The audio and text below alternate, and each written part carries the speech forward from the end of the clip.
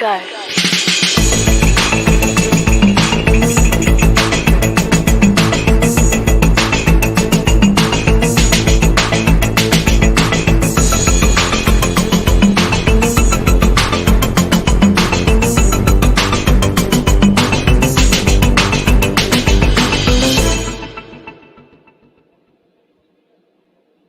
Hello and welcome to Writer Mother Monster.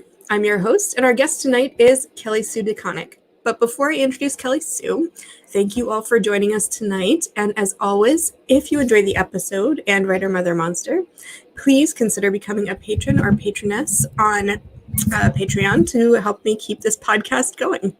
And now I will introduce Sue. Sue DeConnick began her comics career writing the English adaptations of Japanese manga, and today is well known in the mainstream market as the force behind Carol Danvers' reinvention as Captain Marvel, and as the first female writer of an ongoing Avengers title in Avengers Assemble. In 2013, DeConnick debuted on the independent scene with the mythological western Pretty Deadly, which I'll hold up here, followed by the sci-fi Kidney Punch Bitch Planet. She began writing for DC Comics with the ongoing series AQUAMAN in 2018. Again, I'll hold that up for everyone. And she develops TV with her husband and partner, Matt Fraction, as Milkfed Criminal Masterminds. DeConnick co-founded and co-owns Good Trouble Productions, whose first major project, Run, hit bookstores on August 3rd. Sue has two children, ages 11 and 13, and describes writer motherhood in 3 words as personal, hilarious, and clarifying. Now, please join me in welcoming Sue. Hi. Hi. Thanks so much for joining us. You are very welcome. Thank you for having me. Yeah, of course. Let's just jump right in with those 3 words you use to describe writer motherhood. Okay. Yeah, tell me about personal, hilarious, and clarifying. Well, okay, let's see. First, I should probably say that I possibly misread the question. Those are the 3 words I was choosing to. I'm going to take my glasses off, actually, because even though it's hard for me to see without them, they're reflecting too much. That's fine.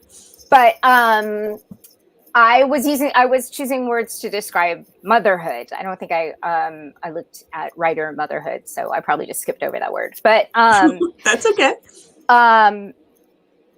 Yeah, I mean, I think I chose personal because I think everyone's experience of motherhood is very different. And my experience of being mother to my eldest is very different from my experience of being mother to my youngest. Mm-hmm. And yeah, I think it's very personal. It's very personal to the individual mom and the individual kid. And so so that was why I chose that one. And hilarious, because I think that's the thing that we don't talk about enough. Like, you know, every time somebody finds out they're pregnant, everybody is like, you know,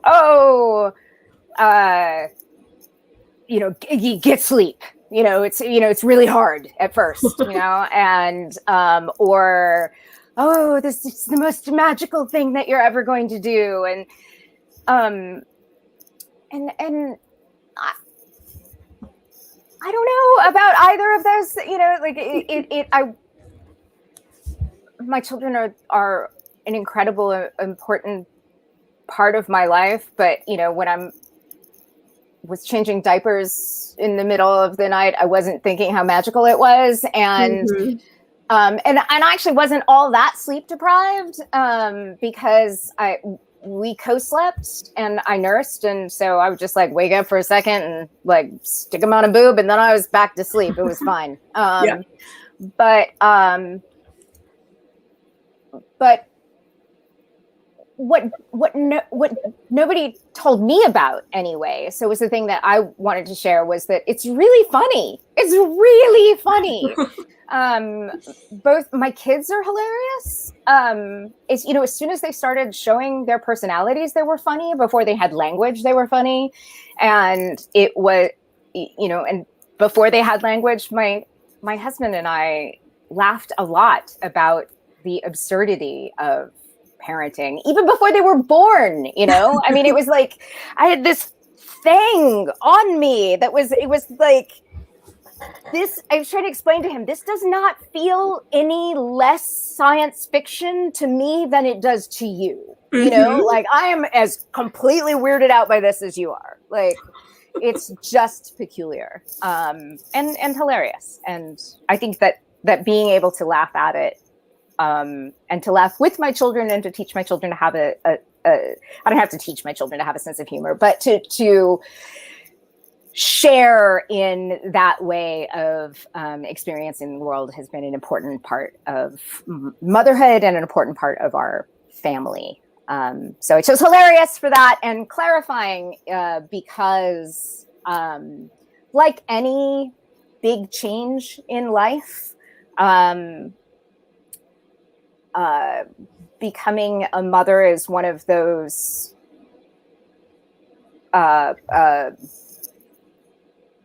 can I curse? Am I cursing? Yes. Okay. Please. Go ahead. It's one of those times that sort of forces you to strip away the bullshit, and you just like, what is important here, you know? And I think like as a mom too, it's really important that I keep perspective. You know, I'm not a because I said so mom. And it is not the most important thing in the world to me that my children be obedient. I need them to be obedient enough that I can keep them safe. Yep.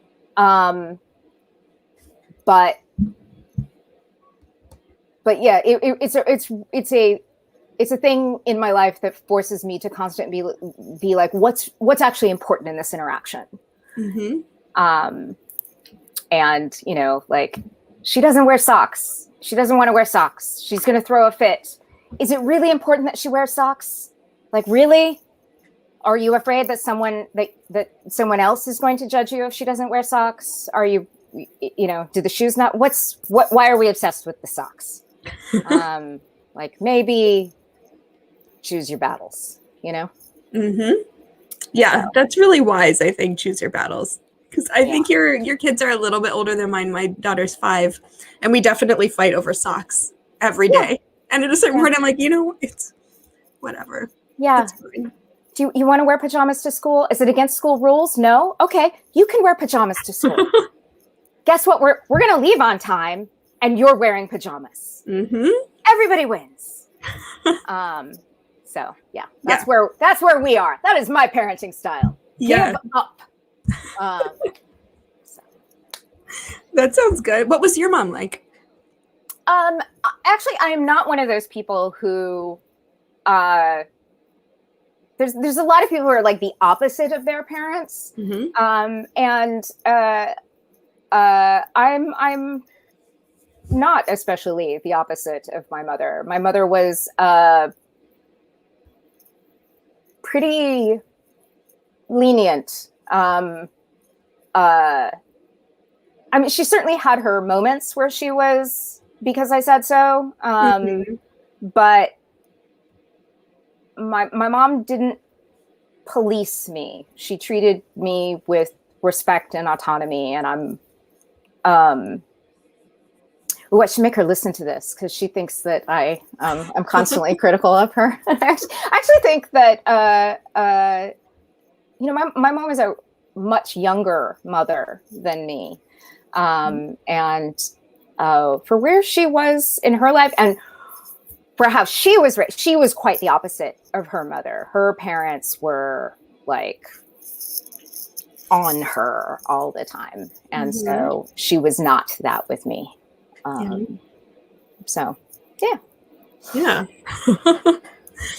And did you? So you say she was a younger mother than you. Did you know that you wanted to have kids, or was that something that came later? I mean, I knew that I wanted to have kids before I had kids, but not most of my life. I didn't. Like when you were younger, yeah. I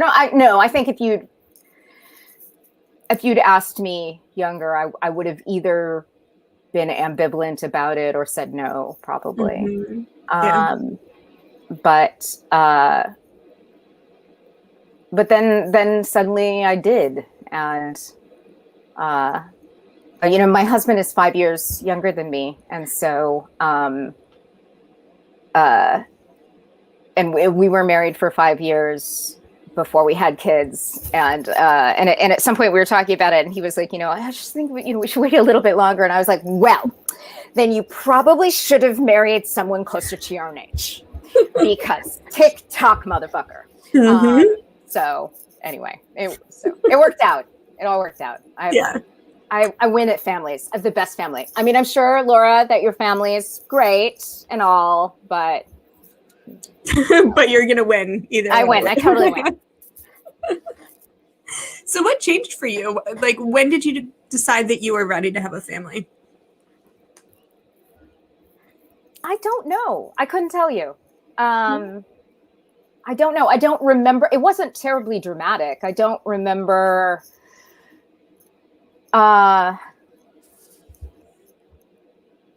Maybe this is my age. I'm 51 and I just am, with the pandemic, I've run out of memory space. I don't know. But I like how our backgrounds coordinate, by the way. I know. Yeah. I was going to say, is that your office? This is my office. Yes. Yeah. That's awesome. Thank you. I don't remember it being particularly dramatic.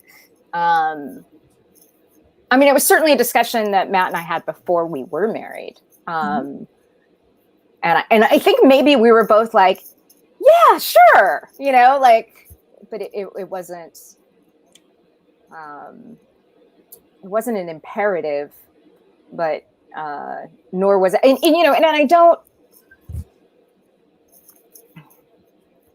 I know a lot of people who don't want children who are very defensive about that choice. And I don't care.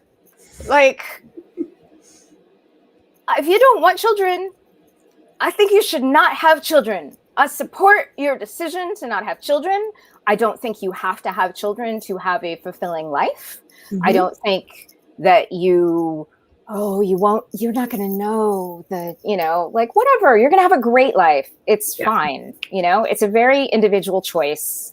I am not judging you for not having children. And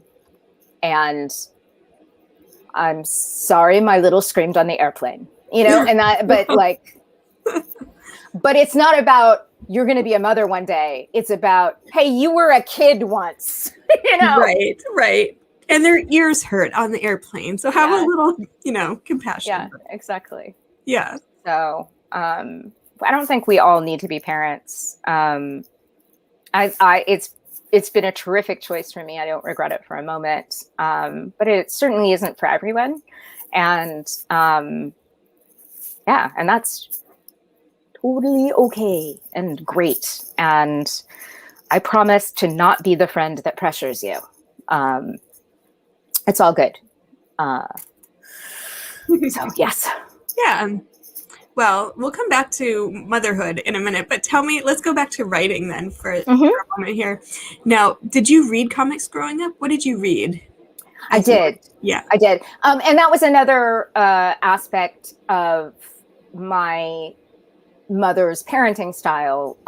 She never policed anything that I read. And because I'm in my 50s, I grew up, pre-internet and pre-phones. And so I read a ton, and I lived on Air Force bases overseas mostly. And so we didn't even get American television. So comic books were my TV. And so I read tons and tons and tons of comics. Yeah. Did you know you wanted to write also, whether it was comics or anything else, or was that something that came later? That also came later. I don't think I had. My mom tells stories about me talking about being a writer or wanting to marry a writer or something. I'm suspect of these stories. I think that my mother has manufactured them, but I don't, this is, I was recently diagnosed with ADD, which is a sort of interesting thing to happen at my age. And it's not a condition that I suddenly developed, but it is something that in middle age and the pandemic and everything else has suddenly become unmanageable, or rather unmanageable with the tools that I had previously relied upon. And it is interesting to me, and I was very resistant to this diagnosis, by the way. I was like, no, I'm not like that. I'm not that person. Because I had some ideas about what it meant that were inaccurate. But also some of the things that are part of the way an ADD brain or an ADHD brain works were things that I had come up with tools to work around, right? So, so when I thought, well, no, I don't struggle with that, I wasn't thinking about to the fact that, oh no, I had struggled with that for years, right? And then I had tried all kinds of different things until I found something that helped me. And so that was a little bit, but speaking of ADD, do you see how I'm answering your question in this manner? But where I'm going with this is that in contemporary culture, particularly in artistic communities, we like to talk about your passion, right? And we like to say that writers must write. You have to write. You have to tell this story, right? And you know, if you don't, you'll break down or become ill, or, you know, it's some compulsion that you must work out. And like when you pitch books or when you pitch TV shows, you know, they always want to hear like, why is this a thing that's personal that you must do? Everybody wants it to be like, I don't like this book is the thing that will give my life meaning, right? And I am not that person. I am spirited and animated and enthusiastic and interested in a lot of things. And and if it's okay to say so about yourself, I'm good at a lot of things. Sure. And I have never had one thing, you know? And so that is counsel that I hear given to young people all the time, that like, you know, you must find and pursue your passion. And what that ended up doing to me was making me feel like a imposter in some way. That, you know, I love comics. I love writing comics. But if you told me tomorrow I could not write comics anymore, I would do something else. And I would love that. And I would be very excited about it. And I think that I think what it ends up being for me is that I have certain themes and ideas and questions that I return to over and over again in different ways. I think I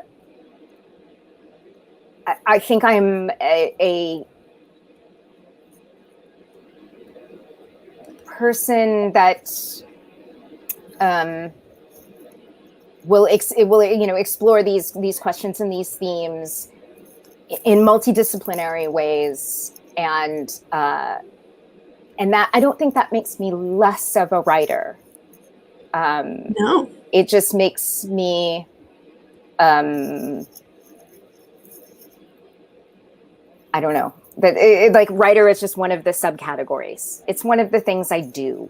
And which is, you know, and that's sort of interesting as well, like as a tangent, because one of the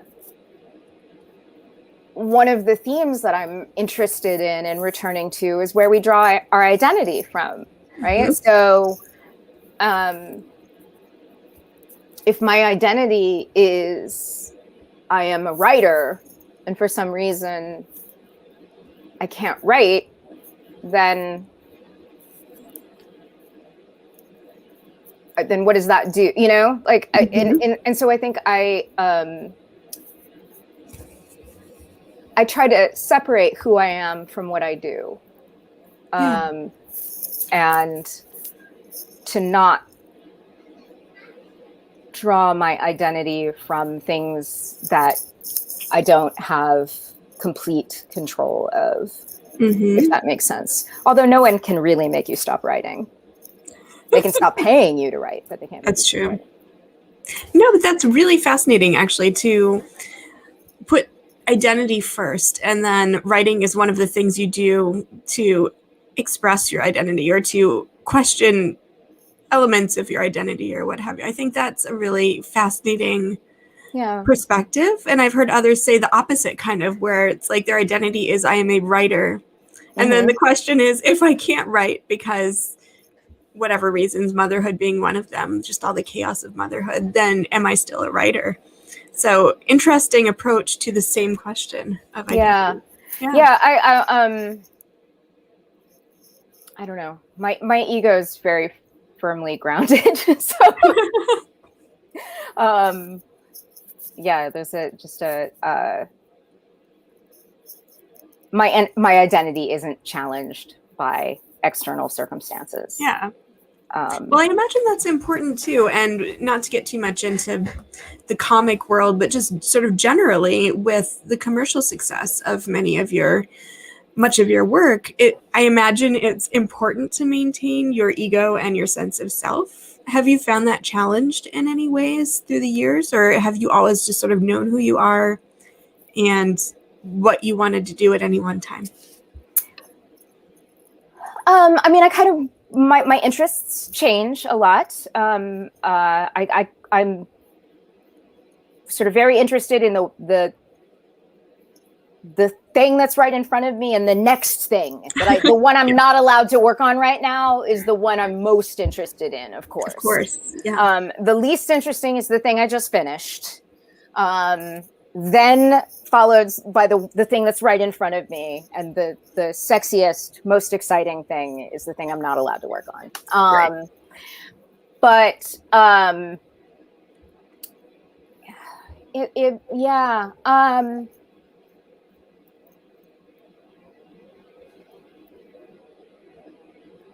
I mean, I think humility is an important part of humaning.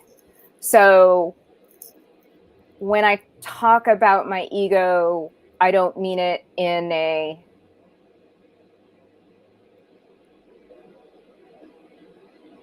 like I'm the shit kind of way. But I don't give other people the power to define me or make me happy or sad or, you know, and that goes beyond, I mean, that's just a philosophy of living that, you know, how I feel and where I draw my sense of worth is entirely within my circle. And, you know, I have a lot of tools to help me when, you know, my feelings get hurt or whatever. I'm not, but the ultimately I'm competing only with myself. And what matters is what did I learn along the process of making this piece of work. And if it goes out into the world and helps someone else connect to something in themselves or in someone else, then that is gravy and it is fantastic. But I can't I can't let all of that in when I'm actually doing the work. Yeah, that makes sense. Does the work start with a question? As you said, you have these sort of themes that you return to. Does it start with a theme, with a question, I imagine maybe it's different depending on the work. I maintain a list of things that I call sweater threads, and everything starts with some kind of sweater thread. They're like, oh, there's a story in that. There's something in that. And sometimes it's an image, sometimes it's a question, sometimes it's a theme, sometimes it's a feeling. It's hard to articulate. With Pretty Deadly, I had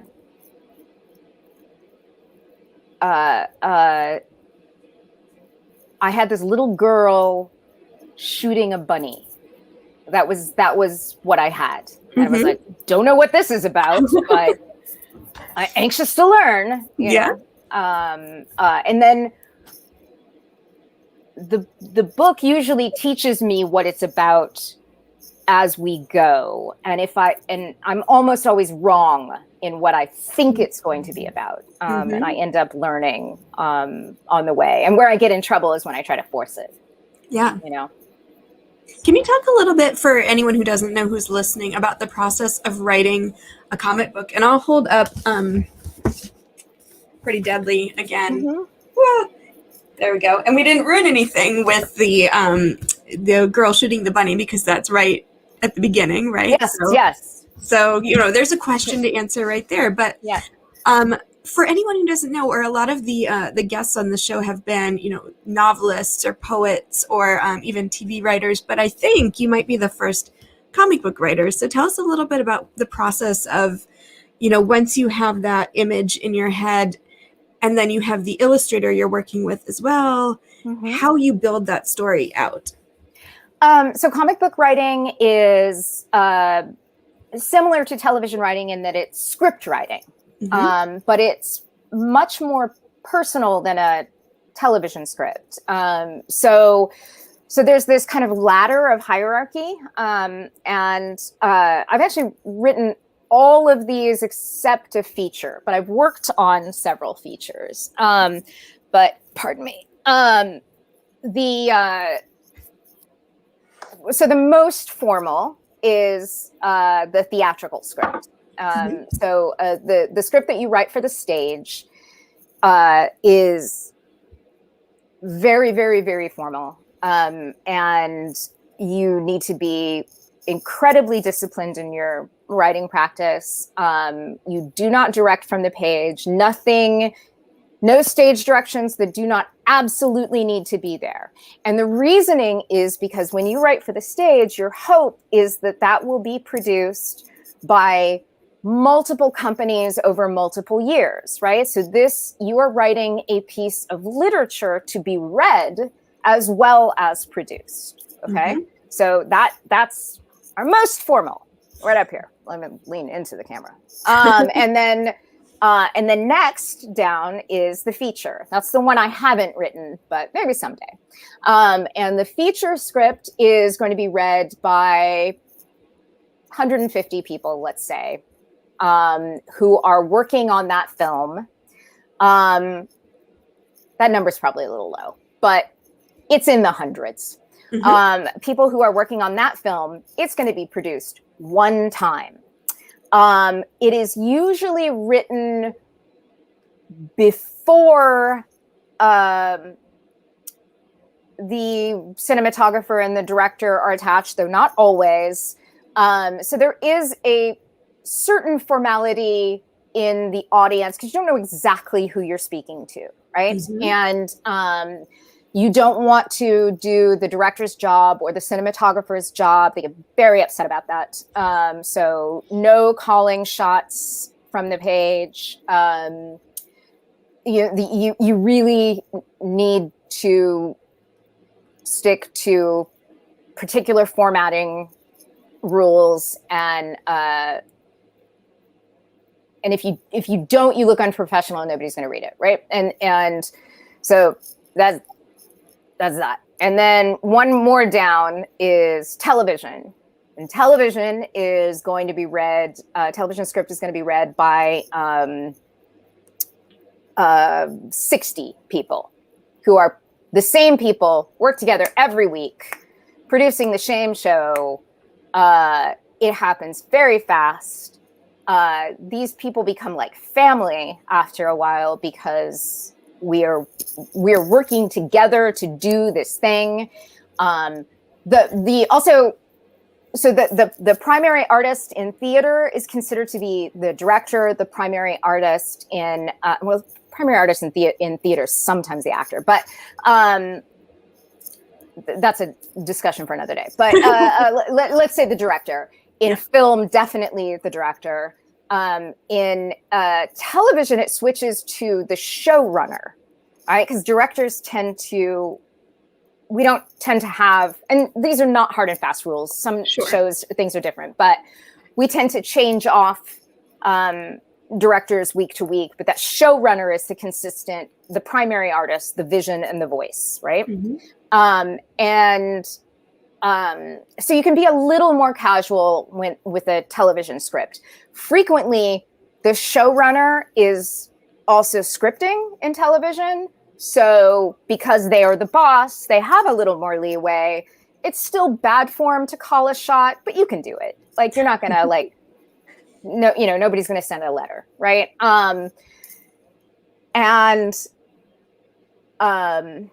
You can do a little bit more directing from the page. You can be a little less formal in your language. You can make an effort to entertain the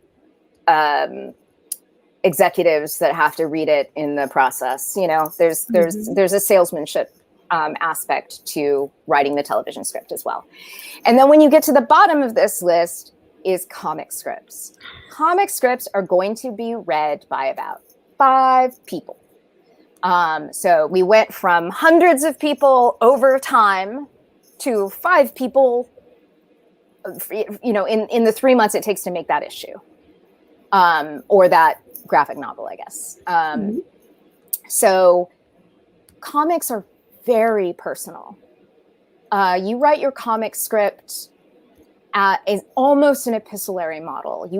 I think of it as a letter to the artist. I do not like to write scripts if I do not know who the artist is. I refuse to do it whenever possible. I need to know who the artist is. I need to know them. I would like to talk to them. I want to know what they're interested in. I want to know what scripting styles they prefer. I evaluate what I think their strengths and weaknesses are, and I write to their strengths. I want to make them look good. I minimize the times I'm going to ask for the things I don't think that they're strong at. And I'm trying to tailor that script to them. I want them to both. Also, they're going to spend a lot of time with this script. So I will try to entertain them in the reading of the script. I will try to speak to them very personally. I want them to enjoy their job.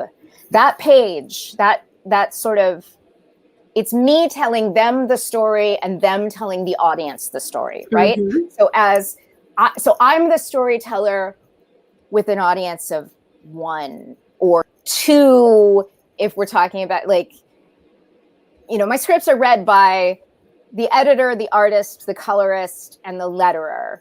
And I put notes in there for everybody. But for the most part, I'm talking to the artist. And it is a very personal relationship.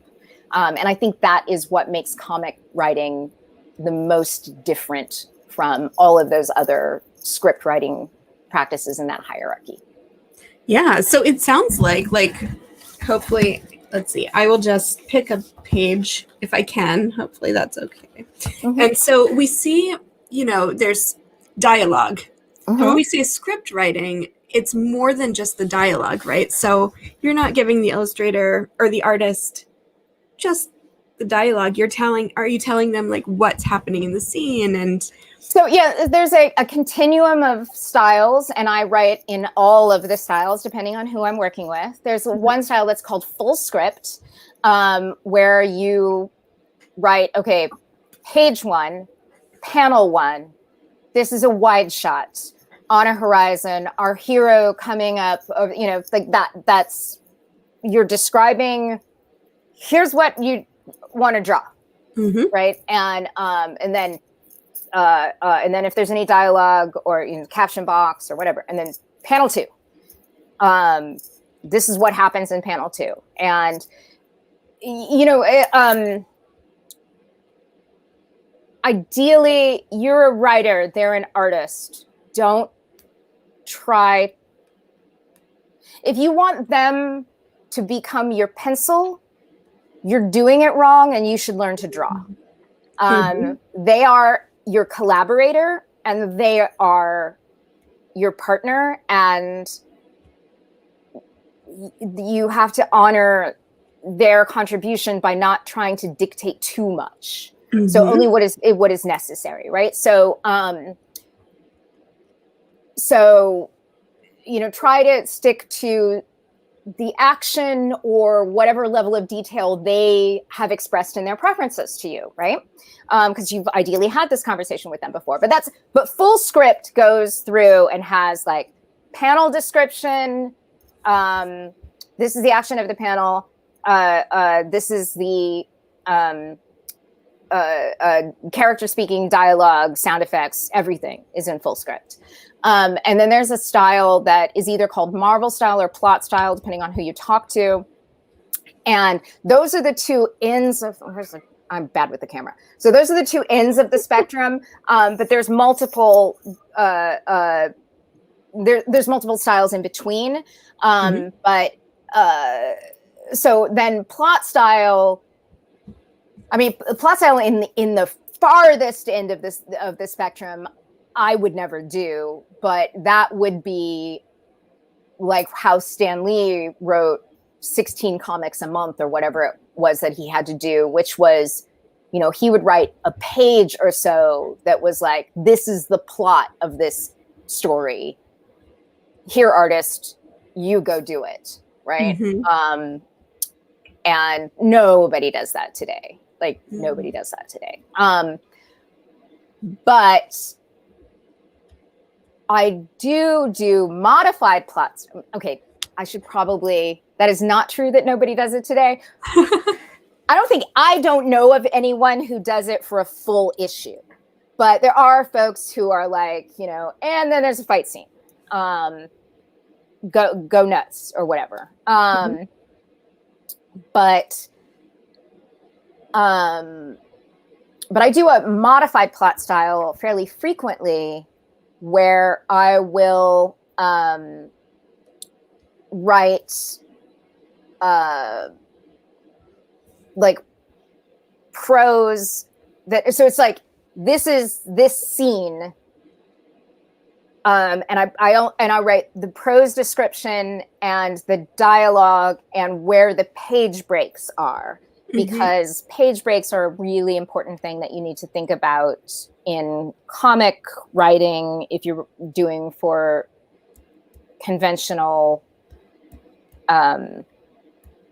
printed comics, because of the way that people take in, you can never surprise anybody with information that's on an odd numbered page, because they take in the odd numbered page every time they turn, because we see both of those pages at once. So if you need that to be a surprise, it has to be on an even numbered page. And there's like a lot of things in the pacing and in the way we think about comics are time translated into space. It's time made physical. And so there's a lot of kind of geometry in that translation to think about, but that's the basics of it. Yeah, no, it's fascinating. And it's really interesting to hear you talk about the process of writing a comic where it's so different, but just as creative, of course, as, for example, writing a poem or a novel. And but the processes are so different. Can you tell me, whether it was in the logistics of writing or the themes that you were interested in, did motherhood change your work at all, do you think? I mean, certainly in the logistics, without a doubt in the logistics. I didn't write very much at all when Henry was very little. I don't know if that's completely true. I was doing a lot of English adaptation at that time. I certainly slowed down my output. I never really stopped, though, I guess. And then because there's a lot of adjusting to do. Sure. Yeah. And they need a lot. Yeah. And then there is the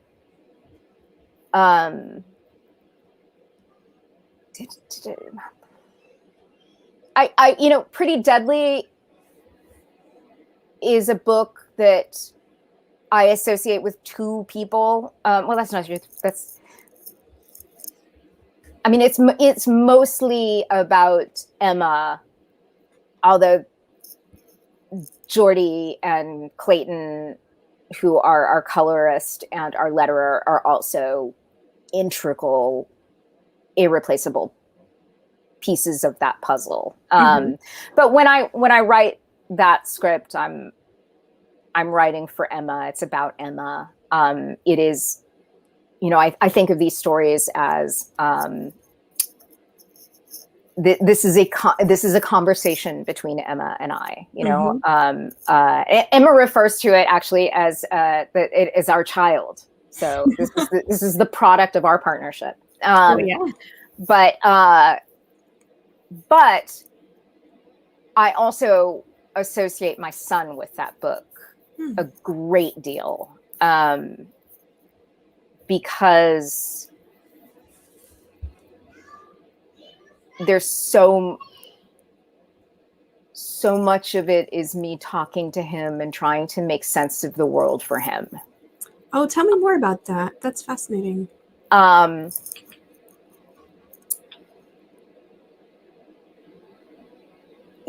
Henry has always been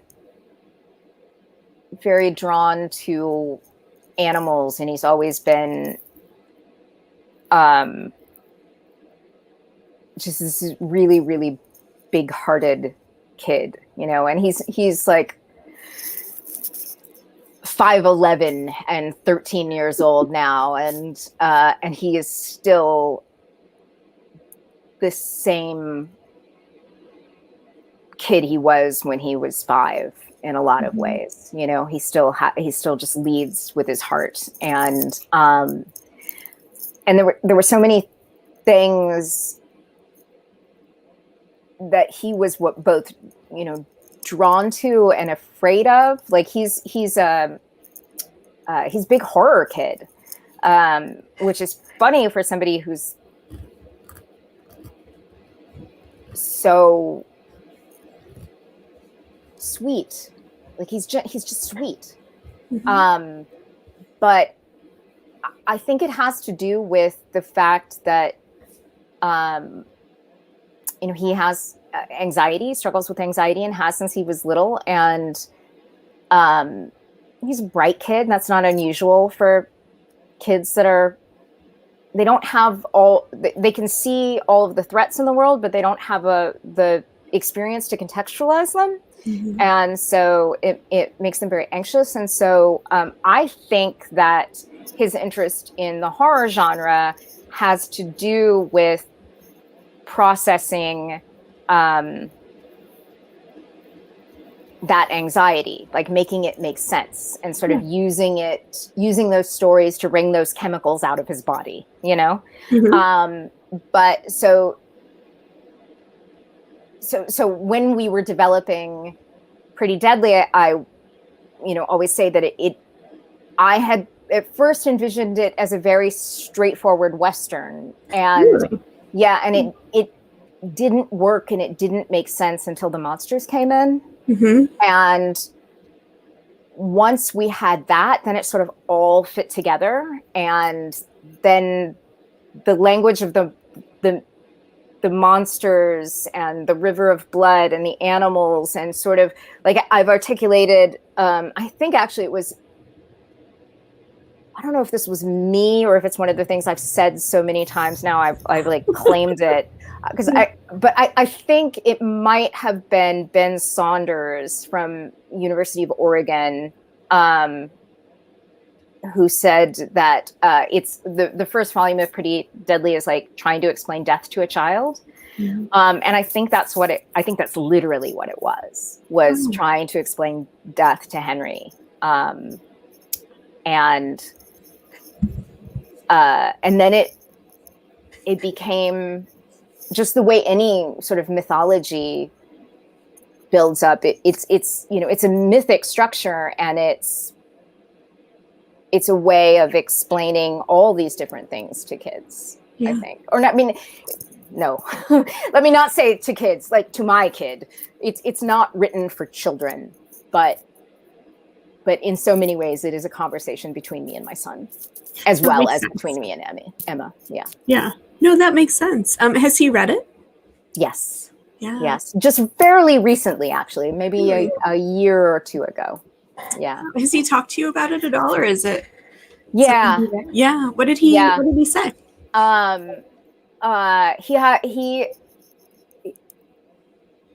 It so makes sense to him that he wants to expand the world. He has ideas about, it, which is really cool. And he loves Jenny and Emma, who doesn't, Emma doesn't sell a lot of her art.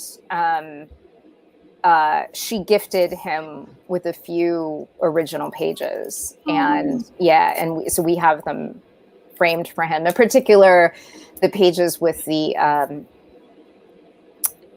hummingbird, because Henry had a dream once about a hummingbird that became something, and that in my magical thinking, I was like, that this is a universe trying to tell me something about the story, and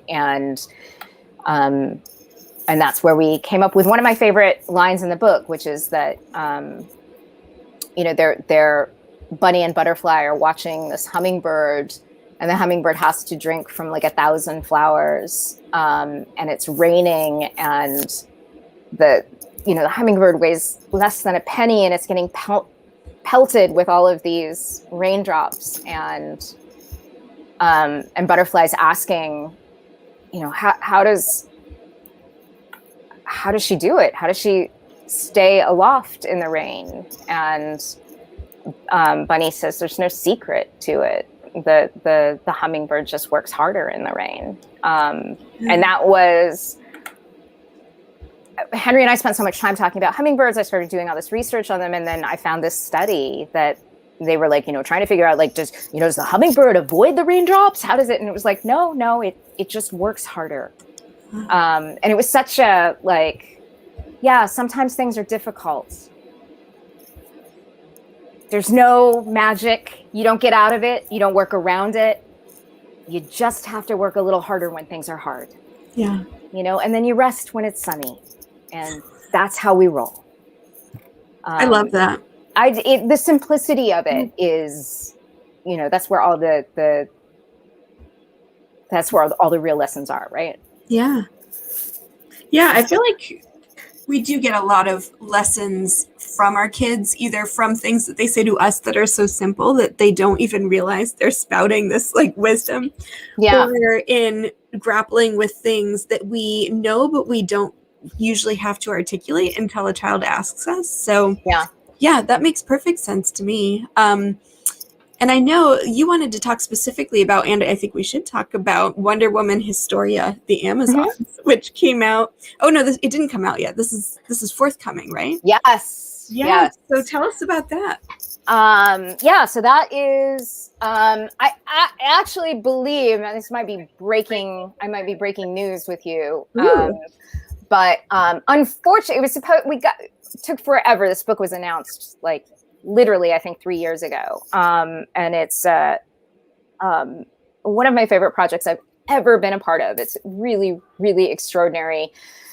History of the Amazons, from the Wonder Woman's Amazons, from the perspective of the Amazons. So it really is a like, who tells your story kind of thing. Like, history was written by the victors, and in the war between, you know, the Amazons and the world of men, the Amazons lost. So the story that you think you know is your story, and this is ours. And I write it almost like a history book, from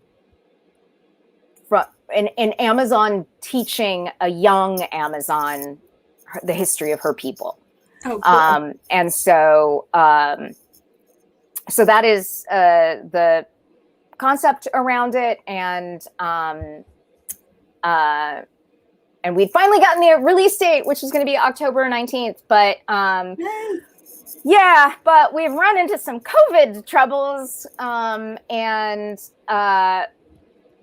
people on our team falling ill, and everybody's health is more important than schedules. And so as it turns out, the manufacturing supply lines are really backed up anyway. And so we're going to push now. I just heard, hold on, the new release date is November 16th.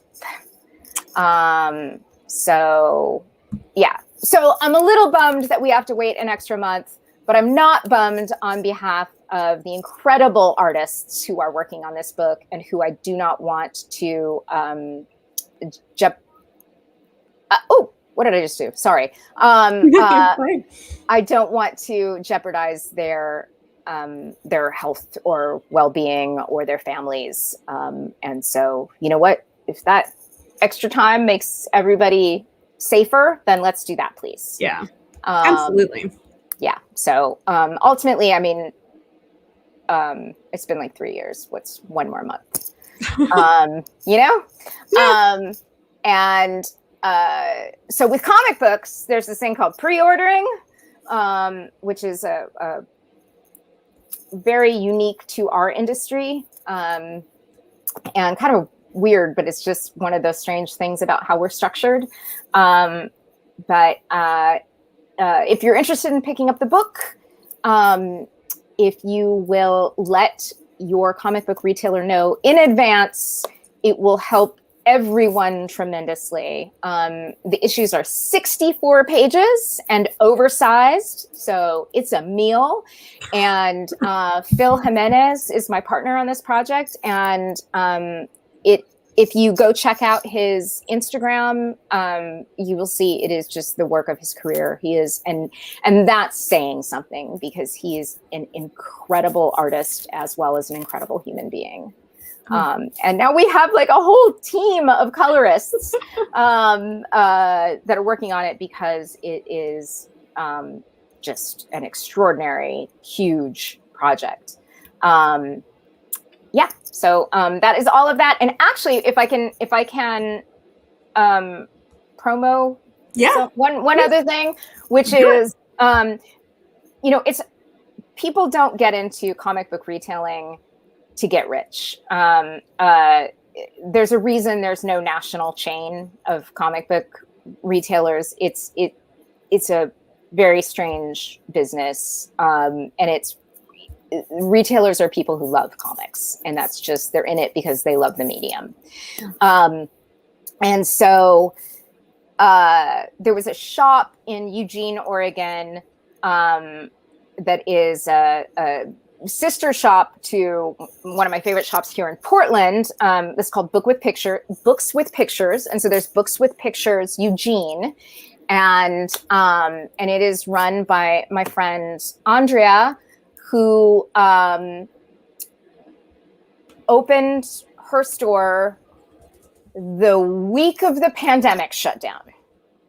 And so she has managed to actually stay in business, and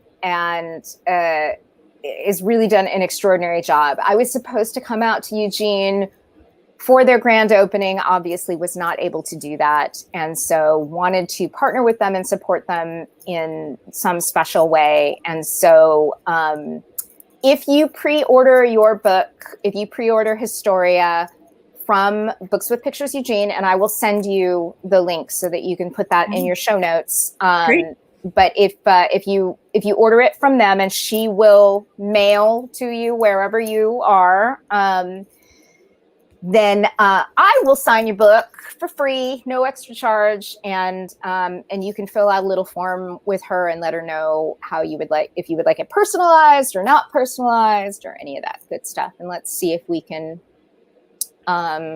support that independent business as well. Absolutely. Yeah. If you send that over, we'll put that on the website. We'll put it out on social. We'll push it. Yeah. Excellent. I super appreciate it. Thank you. Yeah, absolutely. And thank you so much for joining us. This has been really fun and just a great conversation. My pleasure. Yeah. All right, Kelly, so stick around for a second after the fact so I can say goodbye. Okay. But it's been such a pleasure. Thank you. And thank you all for joining us tonight. I hope that you enjoyed that episode as much as I did. And again, if you did, please consider becoming a patron or patroness of Writer Mother Monster to help me keep these episodes coming. And if I can find the back screen here, I'll put it up. But anyway, thank you all, and I'll see you next week.